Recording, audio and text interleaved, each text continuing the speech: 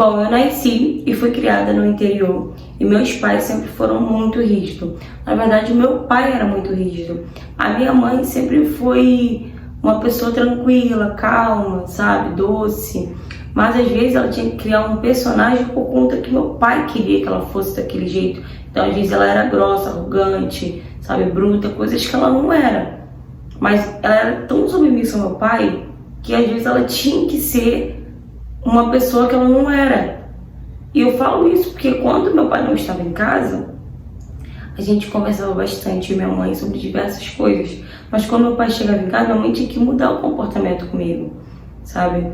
E na época de escola, quando eu tinha lá com meus 11, 12 anos de idade, eu sentia que eu não tinha muita atração por homens, por meninos.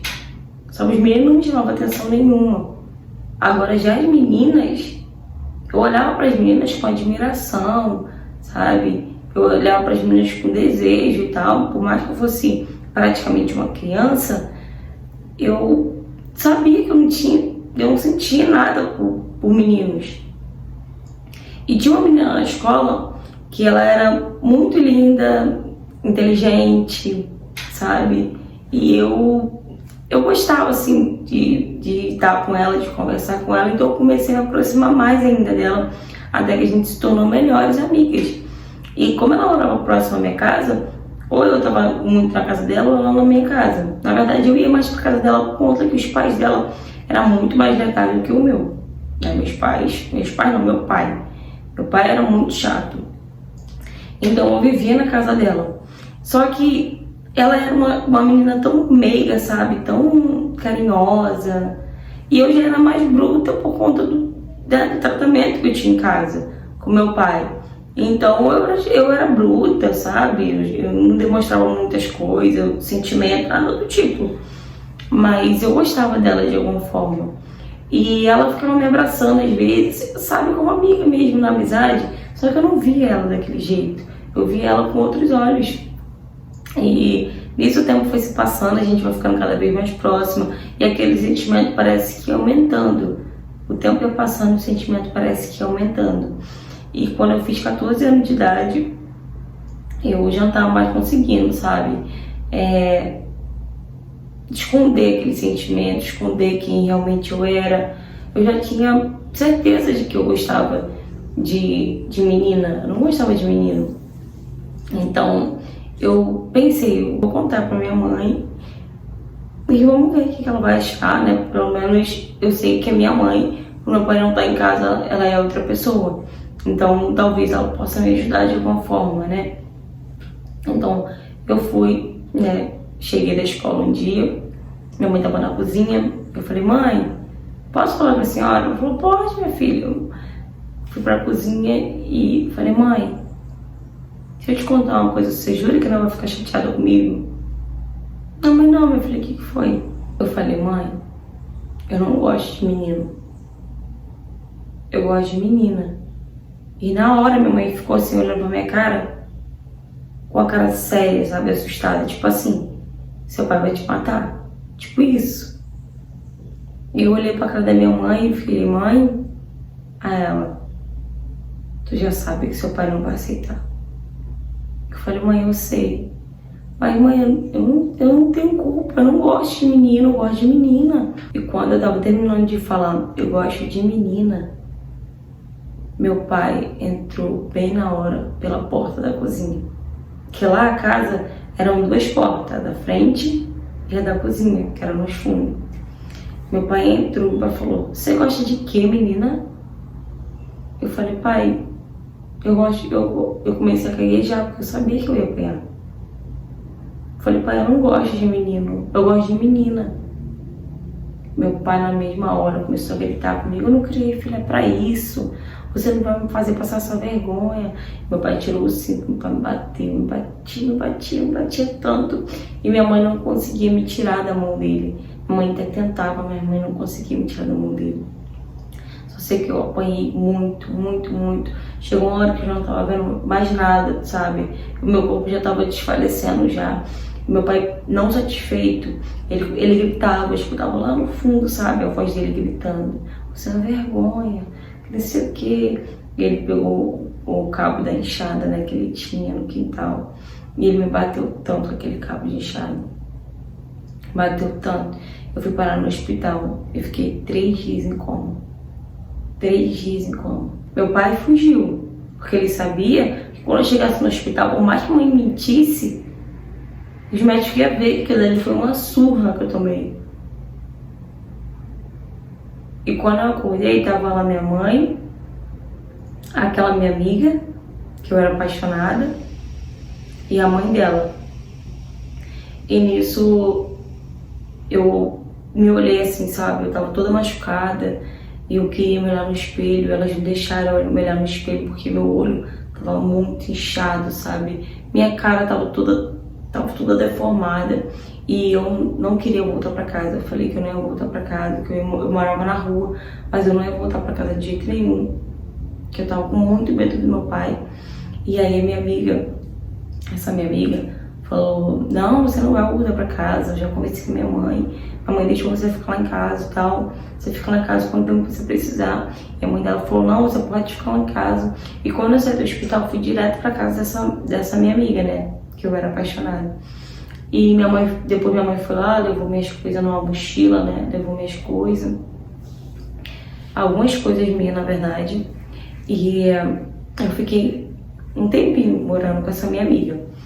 Até que teve um dia que eu e minha amiga conversando no quarto, ela me perguntou por que meu pai tinha me batido tanto daquele jeito. Porque até então elas não sabiam o motivo, meu pai ter me agredido tanto daquele jeito como ele me agrediu. Todo mundo achou, minha mãe falou pra todo mundo que eu me alterei, que eu levantei a voz pro meu pai. E por isso meu pai ficou zangado e me bateu daquele jeito. Mas não tinha sido por isso, né? E aí eu falei pra ela que ele me bateu daquele jeito porque eu falei que não gostava de menino, que eu gostava de menina. E aí ela falou, eu imaginei que tivesse alguma coisa a mais, né? Imaginei que não fosse só porque você levantou a voz pro seu pai. E aí eu aproveitei a oportunidade e me declarei pra ela, né? Falei que eu, desde pequena, eu gostava dela, eu era apaixonada por ela e tal. Ela, quando eu terminei de me declarar pra ela praticamente, ela falou pra mim que ela não gostava de mulher, e isso ela não podia mudar, mas que ela nunca ia me abandonar, ela nunca ia virar as costas pra mim por conta disso, e que eu ficasse tranquila, que de qualquer forma ela estaria do meu lado. E de alguma forma isso me confortou, sabe? Porque eu sei que ela não tinha obrigação de ter o mesmo sentimento por mim, ou de gostar de mulher também. E o tempo foi se passando, eu comecei a meio que me incomodar de estar ali, naquele lugar. Eu tinha medo do meu pai, eu tinha medo do meu pai entrar na casa dela, sabe? Como ali, casa de interior não tem muita segurança, né? Eu tinha medo do meu pai entrar na casa dela e querer me pegar de qualquer forma, porque, querendo ou não, né, a gente também teve que... Eu, né, falei que foi meu pai que me bateu quando eu acordei e tal. Então, a gente teve que dar queixa na polícia. Então, meu pai, querendo ou não, estava sendo procurado. Então, eu tinha medo do meu pai. Eu tinha muito medo do meu pai. E eu conversei com a minha amiga. Eu falei, eu preciso sair daqui. Eu não quero mais viver aqui. Eu vou fugir daqui e tal. E ela falou, calma, amiga, eu vou te ajudar. Não faz nada, não foge, não faz isso. E tinha uma tia dela que morava em São Paulo, uma cidade grande de São Paulo. E ela falou, eu vou ligar pra minha tia, eu vou conversar com a minha tia, vou passar tudo o que tá acontecendo e tal. Vou falar, né, que você tá com medo de ficar aqui, minha tia vai te ajudar, minha tia é muito legal e tal. Toda data comemorativa, assim, final de ano, carnaval, férias, ela ia pra casa dessa tia dela. Ela era apaixonada por essa tia dela. E aí ela ligou pra essa tia dela e contou tudo o que tava acontecendo, né? Contou que eu praticamente, né, não podia voltar mais pra casa, que meu pai me agrediu da forma que ele me agrediu e tal, por conta da minha sexualidade. E a tia dela falou, não, pode mandar ela pra cá e pode deixar ela aqui quanto tempo ela precisar. E aí eu fui pra casa, né, dessa tia da minha amiga. A mãe dela me levou lá. E essa tia da minha amiga, que eu vou chamar ela de Lúcia, ela me tratou tão bem, sabe? Um amor de pessoa. E eu fiquei morando com ela. passaram-se basicamente os 3 meses e eu comecei a notar que a tia dela, dessa minha amiga, ela tinha muita amizade com mulheres lésbicas e com gays. E eu nunca vi homens, assim, namorado dela frequentando lá. Eu nem vi ela falando que ia sair com um namorado, nada do tipo, a gente conversava bastante. Mas eu comecei a reparar que a tia dela também gostava de mulher, a tia dela também era lésbica. E depois de um tempo ela me falou que ela me entendia, porque a família dela também era rígida, a família dela também, sabe, aquela família, você vai me causar vergonha, eu não te aceito na minha família, eu não te tenho mais como filha, sabe? Então ela também escondia isso. Só que como ela morava longe, ela, né, não tinha essa satisfação. Então ela falou que ela sim gostava de mulher e por isso que ela entendeu o que eu estava passando, por isso que ela entendeu o que eu passei. Porque por muito tempo ela escondeu, ela não foi igual a mim, sabe? Que 14 anos fui lá falar com minha mãe e tal, e deu no que deu. Mas ela escondeu por bastante tempo, que ela falou. E ali ela conseguia viver longe dos parentes, né? Da família, sem ninguém julgar, sem ninguém criticar. E ali eu me senti mais confortável, ali eu me sentia bem, sabe, de verdade. E com o tempo, né, quando eu fiz 18 para 19 anos, ela foi me arrumou um emprego, porque ela tinha bastante conhecimento, né? Ela me arrumou um emprego, eu comecei a fazer faculdade, né, de medicina, comecei a fazer faculdade. Ela começou a me levar para sair, sabe, sair de verdade, porque quando eu era de menor, ela não me levava para sair para lugar nenhum, sabe? Ela ia no shopping comigo e tal, mas às vezes eu me sentia meio que desconfortável, porque eu tava ali de favor, eu não trabalhava, então não tinha como ajudar ela. E várias vezes eu chegava pra ela e falava que eu tava me sentindo mal com isso, e ela falava, não, sem problema, não se preocupa com isso. Até porque quando ela ia trabalhar, ela chegava, a casa tava um brinco, eu arrumava a casa todinha, eu fazia comida, então de alguma forma eu ajudava. Entende? Eu não era uma garota preguiçosa. E pra ser sincera, depois que eu fui morar com a Lúcia, né, com essa tia da minha amiga, foi uma das melhores fases da minha vida. Sabe? Eu não precisava me esconder, eu não precisava fingir que eu era uma pessoa que eu não queria ser. Ela me ensinou muitas coisas. Hoje eu tenho 33 anos de idade, sou formada em medicina, sou casada, a minha mulher ela é neurocirurgião. Graças a Deus eu tenho uma condição financeira, né, de vida boa. Eu, às vezes, até tento ajudar minha mãe, só que minha mãe continua sendo submissa ao meu pai. Meu pai voltou para casa como se nada tivesse acontecido, né? E minha mãe fala comigo escondida, que meu pai não deixa ela falar comigo. Eu não tenho contato nenhum com meu pai, para ser sincera, eu nem quero ter, porque eu tenho uma mágoa tão grande dele, sabe? Por ele quase ter tirado a minha vida por conta da minha sexualidade. Eu não merecia ter apanhado da forma que ele me bateu. Eu não merecia ter sido agredido da forma que ele me agrediu, como se eu tivesse feito alguma coisa de muito errado, sabe? Então, sim, eu tenho muita mágoa do meu pai. Eu espero que um dia eu consiga perdoar ele, porque até hoje eu não consigo perdoar meu pai por ter me deixado da forma que ele me deixou. Se não fosse a mãe da minha amiga e minha amiga, né, me ajudando, eu não sei nem como é que seria a minha vida. Graças a Deus, Deus colocou elas, né, no meu caminho. Não só ela, como a Lúcia também, a tia da minha amiga. Eu sou muito grata, né, primeiramente a Deus, por ter me dado mais uma oportunidade para viver. Até hoje eu tenho convivência, né, não só com a minha amiga, quanto com a tia dela também, com a Lúcia. A gente sempre tá junto, a gente sempre saindo juntas. A minha amiga, né, tá vindo morar também em São Paulo, né, porque eu também moro em São Paulo. Hoje eu me considero uma pessoa muito feliz. Por mais que eu tenha passado pelo trauma, né, que eu passei com meu pai, rejeição, de ter passado, de ter tendo que ficar morando na casa, sabe, de uma pessoa e de outra, mas foram pessoas maravilhosas que eu só tenho a agradecer. Então hoje eu trago minha história aqui como motivação. Se você também tem uma família na qual não te apoia na sua sexualidade, sabe, que não te aceita do jeito que você é, tente viver num lugar, num ambiente diferente, num lugar diferente.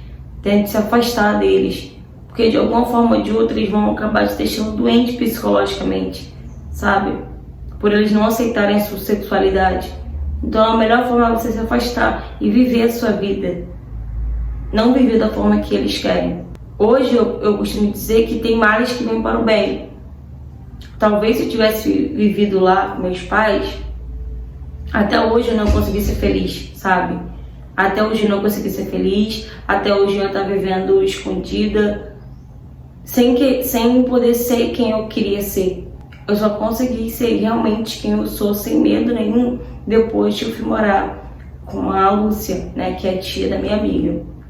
E ela, sim, me mostrou que era carinho, que era afeto, que era amor. Que de uma forma ou de outra ela foi uma mãe pra mim, sabe? Ela me acolheu, ela me protegeu, ela me direcionou pro caminho certo, me deu um trabalho, me orientou a fazer faculdade, a ter uma vida melhor, para que eu não tivesse que depender nem um pouco dos meus pais, nem de ninguém. E isso sim para mim foi importante. A criação dos meus pais, esquece. O que foi importante para mim foi a criação que eu tive, a educação, a orientação que eu tive quando eu fui morar com a Lúcia. Fala, galera! Gente, realmente, como ela falou, tem males que vêm para o bem. Porque viver debaixo do mesmo teto com um pai, né, que a gente nem pode chamar de pai, que tem coragem, né, de agredir a filha a ponto dela entrar em coma, de quase vir a óbito, simplesmente por conta da sua sexualidade. Gente, isso não é admissível. Isso não tem como chamar isso de pai.